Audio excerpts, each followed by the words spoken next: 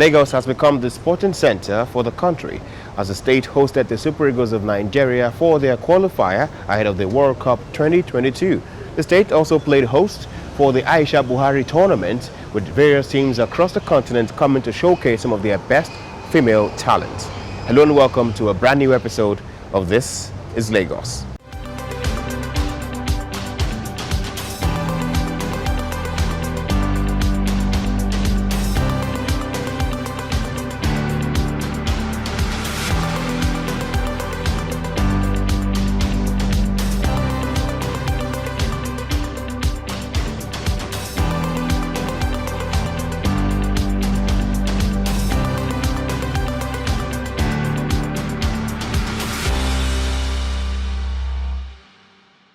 The Sustainable Development Goals 2030, established in 2015, was initiated by the United Nations to engender a safer, hospitable and cleaner world. The Lagos State government, having created a ministry dedicated to this purpose, is looking at ways to further identify bottlenecks hindering the attainment of the said goals. To this end, the state government is partnering 9,000 youth with a view to addressing the issues that pertain to them. To this unique occasion, which is aimed at amplifying and repositioning the broad tendencies of our youth for the common good. The birth of this lofty initiative, the Lagos SDGs Youth Alliance, emerged from our conviction that youth represent a formidable and potent force through which positive impacts can be made in all spheres of human endeavor, and where meaningful engagement with them is a prerequisite for achieving the Greater Lagos Agenda and, by extension, the Global Sustainable Development Goals, very often referred to as the SDGs. As a government, we recognize the value of collaboration and engagement. We are establishing a clear and enduring pathway for meaningful youth participation in governance and in shaping the future that we all so much desire, while at the same time providing the youth the required support and enabling environment to thrive. Far from addressing them as mere beneficiaries of the 2030 agenda, Governor Babajide Sanwo-Olu has demonstrated his passion to position young people as active architects in the state's developmental pursuits, and he has continued to engage them in the frameworks and processes that support implementation, follow-up, and review of developmental initiatives. Certainly, we're starting a new journey and shaping an exciting future by enabling young people to immerse in a social reality and responsibility that will help unleash a new tribe of citizens that are committed to common good. This administration is not oblivious of the unique challenges of today's world. Nonetheless, having an active and substantive engagement with young men and women of great potential and deploying their competence into planning, articulation, and implementation of developmental priorities will improve the efforts of the government and establish positive influence on the society. To the youth, you are the native speakers of the global language of this decade. You are the most tech-savvy, digitally enabled, and media-driven generation of all time. You are fiercely creative, incredibly innovative, amazingly resourceful, and very vocal. You're instigators of movements that speed through our digital and physical worlds and shift cultures and attitudes in a manner and at a pace that has never been seen before. Now, some of the youth here present cut from various backgrounds and specialities. These ones present are seen as the ambassadors of the residents of the state. Some of them identify areas in need of urgent attention. This is something I've always done in my capacity as a filmmaker. I'm all about humanity. I've always used my platform to stand for what is right. I've always used my platform to produce movies that will enrich life on societal issues. Yeah, somebody made mention of something about drug abuse. This is one project I'm very passionate about. Okay, the goal 3 is about good health and well-being. Yes, this is one of the causes I'm passionate about. And most times when we talk about well-being, good health, what comes to a lot of people's mind is physical ailments, things they can see physically. Like, okay, this person has this particular disease or ailment or something that you can see. But a lot of attention is not paid to the mental part, which is what I am passionate about. I'm a strong advocate of equality also. And most times when we talk about equality, what comes to most people's mind also is okay, females being given equal opportunity as the males. But it goes beyond that. These days I've realized that more attention are now being paid to the female folks. So I'm also advocating, in as much as I'm advocating for the females, I'm also advocating for the male, because a lot of times men are becoming less expressive, and that some way somehow would eat them up, would also lead to depression. Some things that men would do, people say, you are a man, why are you acting like a woman? When we're talking about equality, men should be given the right to expression also. They should be given the right to show emotions. It is right, there is nothing wrong in a man shedding tears. We help young girls, teenage girls, we help supply free menstrual hygiene products to them. We start from 1 month, 2 months. Then going back to COVID period, we discovered that we had little people we could reach out to. COVID really affected a whole lot of people. Then we started hearing about cases of abuse, cases of somebody that abusing it, somebody's not giving me money. Then in short, their parents will tell you, you're not even eating, you're asking for sanitary pads. So we knew that, okay, COVID is another issue right now and we need to deal with it. Girls need to menstruate during COVID. COVID does not understand menstruation. Menstruation does not understand COVID. Something needs to be done. So we saw that there's a little to what we can do in reaching out to so many people during COVID. So we started a team and we started a vocation for them, where we bring them together, we teach them vocations that they can use to earn little money. So they use that money to at least provide sanitary pads for themselves, those ones that we cannot reach out to. But lately we are beginning to discover that so many girls have issues with self-esteem, their body and perception. And when you look at all of these things, it's linked up with menstruation. Someone that doesn't even know how to take care of herself during menstruation, how do you expect her to be confident about her body? So we started an academy in Royal Gym, we called it the A+ Academy, where we teach young girls, teenage girls, on menstruation, their body, hygiene, and self-esteem.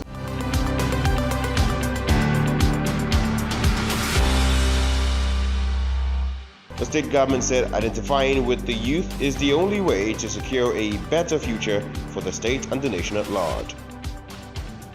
Coming here this afternoon and listening to the stories of everyone, we've not even been able to listen to each and everyone's story, but even the little introduction and the things that you're doing goes to show, like I really said, that we need to do a whole lot more than we're currently doing. But talking about, the alliance, I think this is one of the greatest things that SGD office have put together. I think before now we've had a huge, volunteer corps, over 20,000 and all of it. But now being able to take it to, a level where we identify champions, we identify, team leaders that are willing to support and work with us, and ensure that all of the things that we think we know, that we know nothing about, that you indeed can help us navigate, and have that real handshake and connection that we want to do. And so I want to say to you that what we're about, I can tell you, is going to be bigger than we all can imagine. Because listening to what we're starting, right, not only am I going to give instructions that we indeed support you a whole lot, but let's see how we can indeed turn this to 2-fold, 3-folds, and 4-folds, right? And how we can bring a lot of champions, and society influencers like yourselves in your various communities, and how we can bring you out and help us do the real handshake.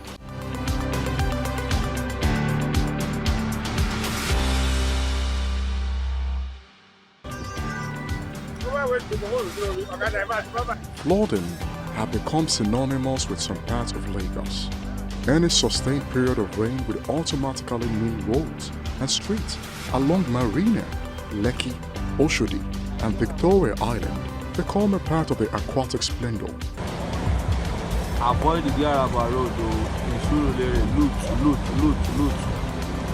The condition is worst for motorists who not only have to contend with the water, but avoid potholes which can cause major damage to their vehicles.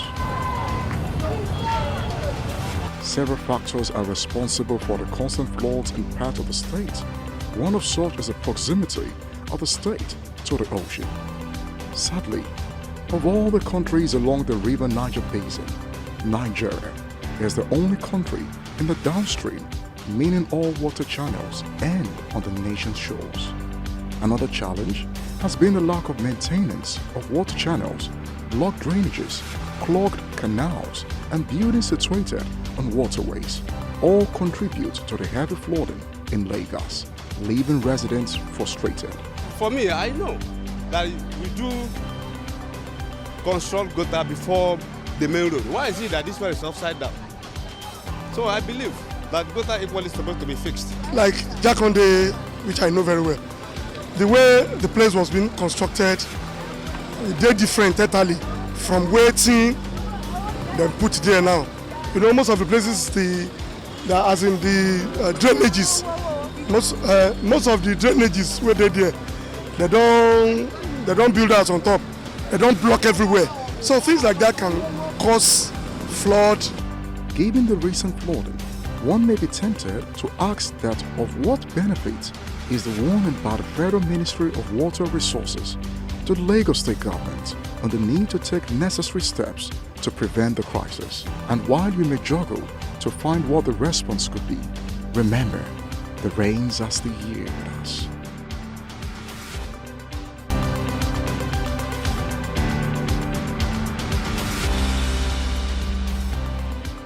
The governor of Lagos State was at a stage musical drama performance titled Awo, the Man, His Jewel, and produced by the Duke of Shomolu.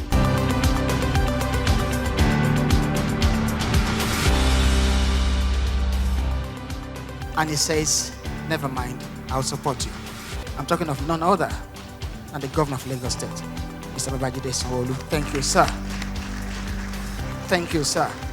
What you are doing for the arts, God bless you.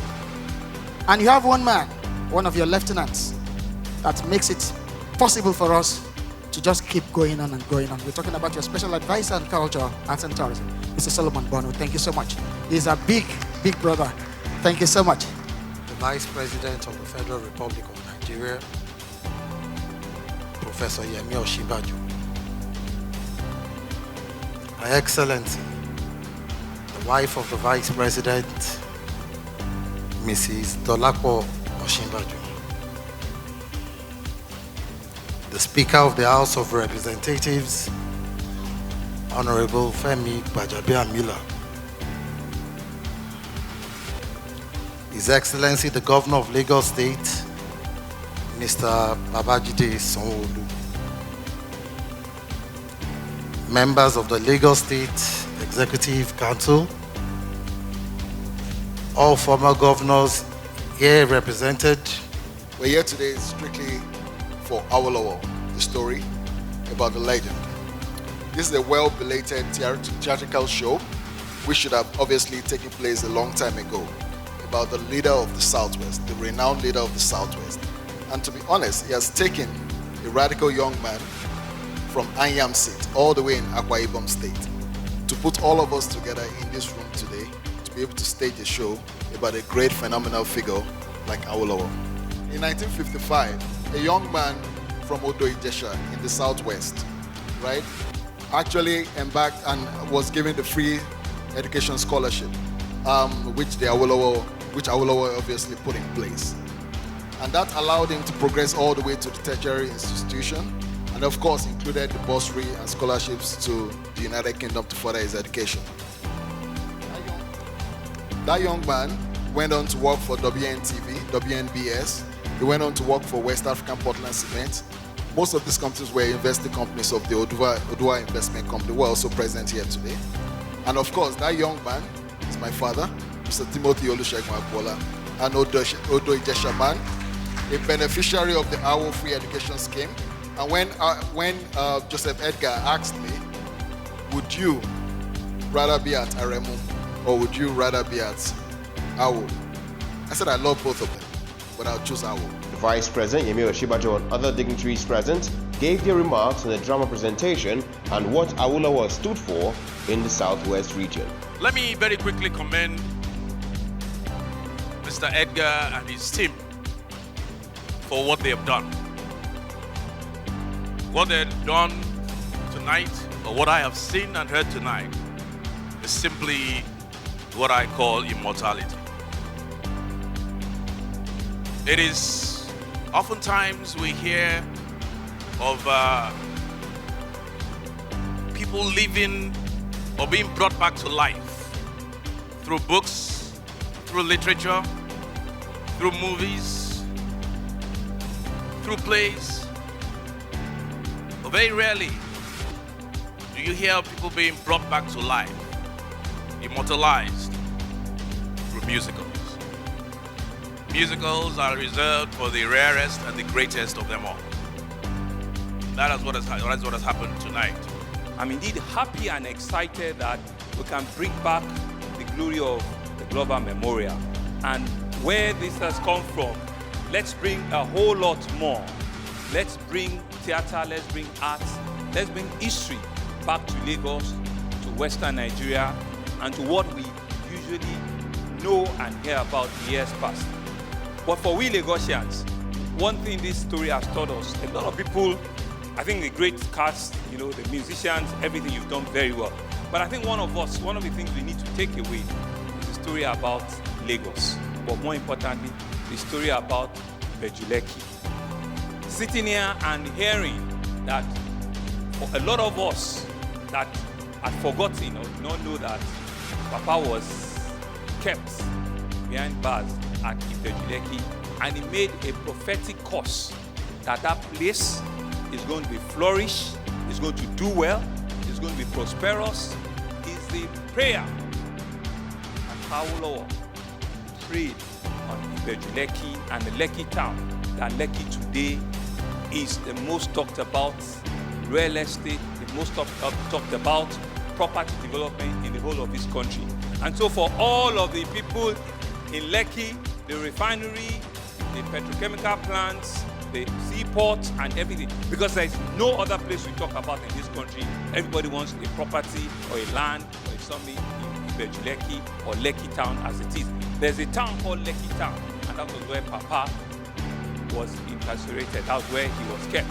And you can see that his blessing has come upon that heritage, that land called Lekki, for positive things. I want to thank you very much. I want to thank you for bringing back arts, culture, entertainment back to the center of excellence. God bless you all. Right.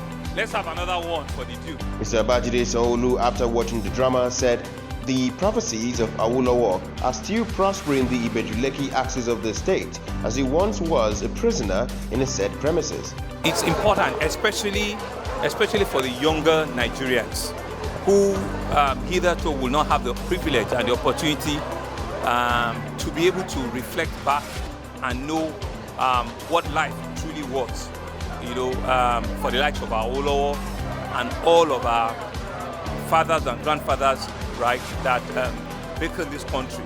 So I think it's really a very strong, communication and information for our younger ones, because it's always very easy for us to push history behind.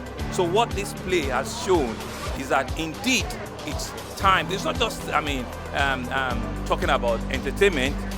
It's really talking about our history and bringing about people that had, in fact, stood and brought the conversation called Nigeria, that has brought it to fore. You can see how strong the content, and the conversation and what he stood for, during his years and what has been played out here today. So when we hear and when people talk about Awo, a lot of people that are under 35, that are under 40 will not be able to put it in proper perspective.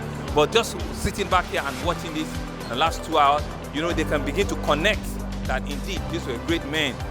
These were great men that had helped shape, the narrative of this country. And that's why all of us, for some of us, we're still holding on to a very, very tight fabric to ensure that Nigeria, right, it has had its own ups and downs. And what we're going through now is not what had happened 30, 40, 50 years ago. And so that's why we need to also come back, hold ourselves, and know that, in fact, in difficult times, we all still need to be together and know that we'll weather the storm and come out stronger at the end of the day.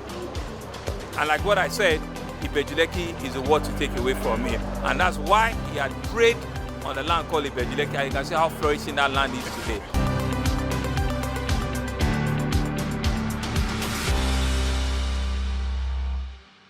There has been an emphasis for skill acquisition across all levels in Lagos. The Lagos State Governor was there as 3,000 tradesmen and other workers were upskilled in their various capacities. He promised to ensure that they continue to develop and monitor their progress and bring more economic activities to the state as they go on.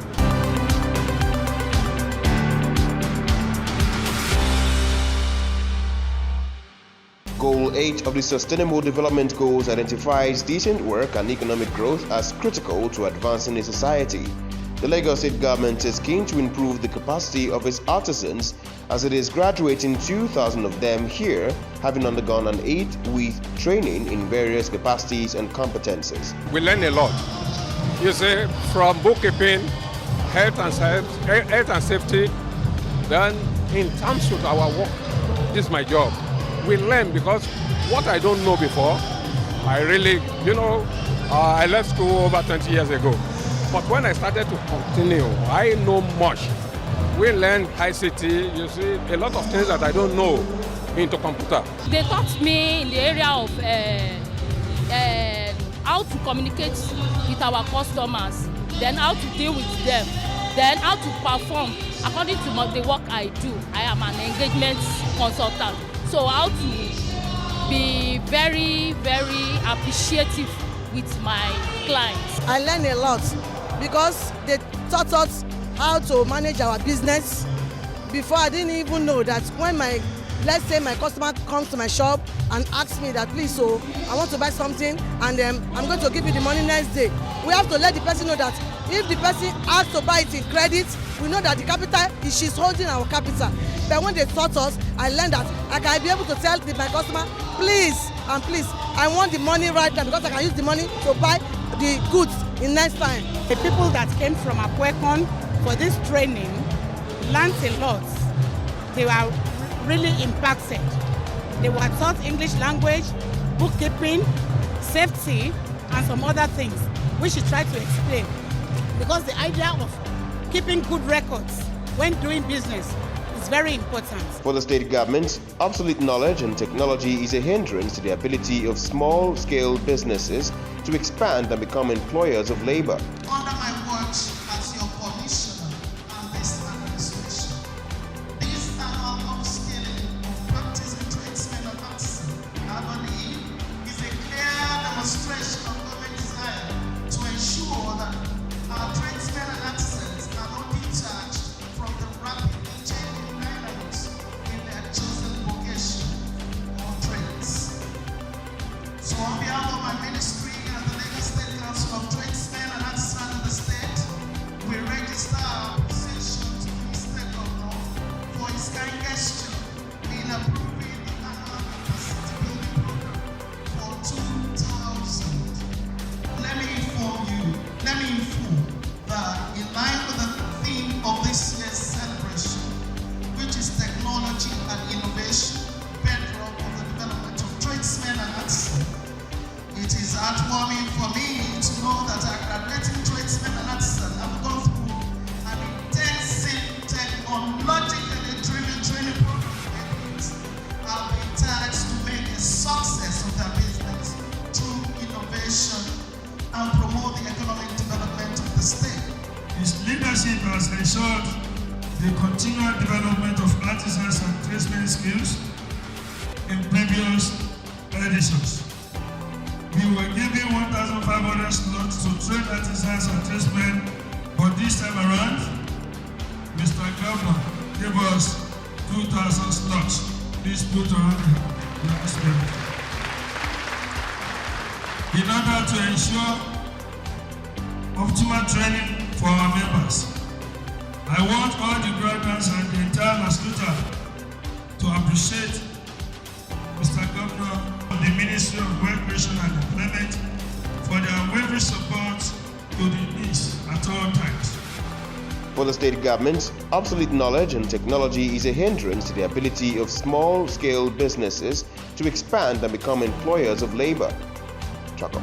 Governor Babajide Sanwo-Olu is in a jubilant mood, and this reflects in his words. He's delighted the traders and artisans are embracing the future, which he says will attract businesses from outside of the state. You can see technology in display here. You can see proper development in display here. You can see innovation in display here. You can see that our artisans and tradesmen, they are taking it up to another level. Lagos, Lascola has taken it up to another level. All others are coming behind. You can see where they've taken the technology of tradesmen. And gone are those days when they'll be using hammer. Now they'll be using technology. They'll be using real tools and hardwares to do their job for them. I think you all deserve a round of applause. I think it's important that today we thank God, we thank the Honorable Commissioner, we thank the management of Ministry of Wealth Creation and Employment. We want to thank all of the various trades associations for organizing today's event. I'm indeed glad that our artisans have emerged as role models to their counterparts in other parts of the country. In our team's agenda, that we need to make our artisans too part of the 21st century. And it's by equipping them, it's by giving them the right skills, it's by giving them the right training, it's by providing the right opportunities for them to be the best at whatever profession they have chosen. And so I'm truly excited today. And I can see all of you, I can see the excitement in all of you. Take it home, take it to your various workplaces and demonstrate to others that indeed where this has come from, a lot more is still coming from Ministry of Wealth Creation and Employment. The governor has given 5 hectares of land for the creation of an artisan hub in Badagry to further create an industry for the small traders.